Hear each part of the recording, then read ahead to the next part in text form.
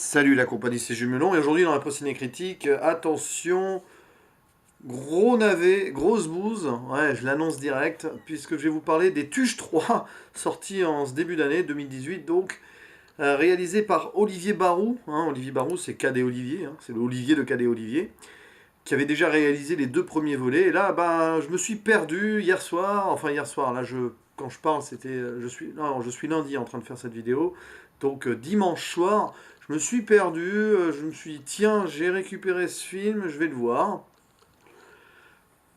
Pour souffrir, non, c'est parce que j'étais de bonne humeur et que j'avais aucune autre idée de quoi regarder. Et je me suis dit, je vais en profiter pour voir, pour me faire du mal, parce que les comédies françaises en ce moment, voilà.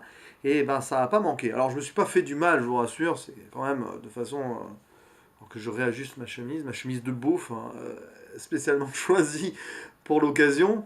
Je plaisante, c'est magnifique cette chemise. Bref, non, enfin, voilà, j'ai pas trop souffert non plus. J'ai regardé ça d'un œil distrait, mais d'un œil critique aussi, parce que oui, le cinéma français comique actuel est dans de beaux draps, et j'en avais déjà parlé. Je crois que c'était avec Embrasse-moi, mon pote. On a eu À bras ouverts l'année dernière. On a les comédies de Danny Boone qui vont pas forcément super bien. J'ai en tête Le Radin, très mauvais, sorti il y a 2 ans. Enfin, bref, et puis sans parler évidemment de les trucs avec Kev Adams et compagnie, il faut pas non plus aller. Enfin bon, bref, ça ne va pas et ça ne va plus. Et j'ai un peu l'impression que c'est dans le message passé de pire en pire. Alors pourtant, voilà, j'ai mis 3 sur 10 à ce film, j'aurais pu mettre un ou deux. Je mets 3 parce qu'il y a quelques moments où j'avoue, j'ai un peu rigolé. Où j'ai bien aimé la parodie de l'élection présidentielle et les politiciens véreux un petit peu critiqués. Bon, ça passe. Mais quand même, dans le sens global du film, bref. On va en parler. D'abord, je fais un synopsis rapide. Vous connaissez les Tuches, la famille un petit peu beauf et débile française qui a déjà réussi dans les 1 et 2 dans les volets 1 et 2 à vivre des aventures improbables. Ben, cette fois-ci, Jeff Tuche veut faire passer le TGV dans sa ville, dans la ville de, je ne sais même plus comment ça s'appelle, Bouzol, voilà. Et pour cela, il décide de se présenter aux élections présidentielles juste pour faire passer le TGV, enfin pour que le TGV s'arrête à Bouzol. Bon, déjà le pitch de base, voilà, ça a dû être décidé sur les chiottes, mais pourquoi pas. Bon, après tout, c'est une comédie, on a toujours un truc à la con qui démarre le machin, mais voilà, bref, tout cela il se présente et il arrive à quand même faire 10-12%, je sais plus, arriver cinquième, ce qui est extraordinaire. Remarquez, voilà, on va en parler aussi. Et voilà, bah, peu à peu, les candidats devant lui, 3 candidats devant lui face au président sortant, tombent les uns après les autres pour des scandales. Alors évidemment, c'est le président sortant en fait qui organise cela pour s'assurer une victoire facile au second tour. Ce qui n'arrive pas, puisque Jeff Tuch finit élu président. Après un débat où le président sortant, en place, le président Papin, pète un plomb sans aucune raison et sans aucune logique envers les Français moyens. Bon, à moins que peut-être que ça faisait partie du plan, j'ai loupé un truc dans. Mais bon, peu importe. Et à partir de là, gag sur gag, les tuches à l'Elysée, blablabla, tout ça. Alors le problème, c'est que potentiellement c'est drôle, potentiellement. Bon voilà, les acteurs sont en roue libre, Jean-Paul Rouve est en roue libre dans ce rôle-là, qui est fait pour lui peut-être, mais bon, je le préférais en faux Paul Naref dans Podium, je vous l'avoue, ou dans Les Robins des Bois du coup. Voilà, Isabelle Nanty est plutôt pas mal. Ouais, j'aime bien Isabelle Nanty, c'est une actrice qui, même dans les films très moyens, arrive à ressortir du lot. Vous avez Claire Nadeau dans le rôle de Mamie Suze en mode métalleuse, alors ça aussi, ça m'a fait un peu sourire. C'est dommage, pas assez approfondi, il n'y a même pas de référence sur le vrai groupe. C'est peut-être Metallica au début, mais c'est dommage, ça aurait pu être plus et plus. Alors ça confirme quand même qu'Olivier Barrault, déjà dans Cadet Olivier, il y avait des références dans Camoulox au métal ou au hard rock. Je pense qu'ils ont aimé ça les deux quand ils étaient plus jeunes. Bref, à part et tout.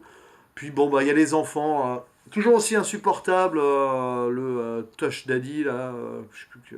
Wilfried, toujours aussi insupportable, autant l'acteur que le personnage.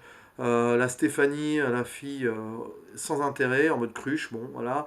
Et puis bah, Donald, coin-coin, totalement absent du film quasiment, puisqu'il est en psychiatrie pendant les 3 quarts de celui-ci. Ok, bon. Bref, peu importe à la rigueur les personnages, tout ça, l'histoire je l'ai sorti, mais c'est le message passé derrière qui me navre un peu, et le fait que ce film a cartonné au box-office, parce que je crois que c'est le film français qui a le mieux marché en ce début d'année, avec au moins 7 ou 8 millions d'entrées. On n'avait plus vu ça depuis 7 ans, depuis rien à déclarer de Danny Boone. Et le message passé derrière, c'est que voilà, ça c'est la famille française moyen débile absolu au QI inférieur à une huître, qui réussit tout ce qu'elle veut et on applaudit ça dès demain. Voilà. Pour moi, ce film pose un problème, c'est que ça met en avant l'abrutissement de la société française et la société en général. Alors je passe pour un vieux con en disant cela. Je fais pas de l'anti-jeune et de l'anti-évolution de la société, mais c'est une constatation. Je suis pas le seul à m'en rendre compte et à le constater. Il y a même des jeunes qui le sentent. Notre société a un problème en ce moment, et je crois que c'est la société mondiale en soi. Idiocratie, quoi. Idiocratie, je vous rappelle, c'est un film américain aussi qui est sorti il y a quelques années et qui montre que plus tard, dans 500, 1000 ans, je sais plus, les plus cons seront au pouvoir. Eh ben, là, on y est avec les tuches qui arrivent au pouvoir par hasard. Les Français ont voté pour ça. Vous imaginez ça un jour si ça arrive? Ils ont beau être sympathiques, les Tuches dans le film, ouais, voilà, ils sont sympas. De là, mettre Jeff Tuche président de la République, même par défaut, il y a quand même un truc incroyable. Alors évidemment, c'est par défaut, puisque là, les politiciens tombent pour des histoires des affaires machin, et parce qu'il y en a un qui pète un plomb, mais quand même. Et en gros, en avant la débilité potentiellement présentée comme la famille française moyenne, les Tuches. Déjà, ça fait mal quand même.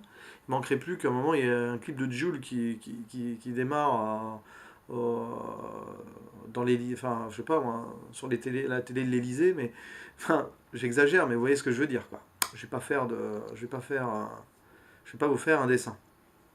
Bref, voilà, plus l'humour est bête, plus il met la débilité en avant. Alors il y avait la débilité en avant, l'homophobie plus ou moins latente dans Embrasse-moi mon pote, même si, bon, je pense pas que c'était le message voulu par les réalisateurs, par ceux qui ont écrit l'histoire, Lachaud et son pote, dont j'ai oublié le nom. Mais malheureusement, c'est ce qui est ressorti de ce film. Donc voilà, le racisme aussi latent des Roms à bras ouverts. Il y a un truc il y a un truc un peu malsain là-dedans. Et bon, dans une époque où on peut plus rire de tout normalement, on arrive à rire de trucs qui sont pas forcément les choses les plus intéressantes à mettre en avant. Enfin, je sais pas. Je ne sais pas. Ce film pose un véritable problème et j'arrive pas à énoncer lequel exactement, même si ça me paraît clair, quoi. Plus t'es abruti, plus tu peux réussir. C'est ça le vrai message derrière? Non, quand même.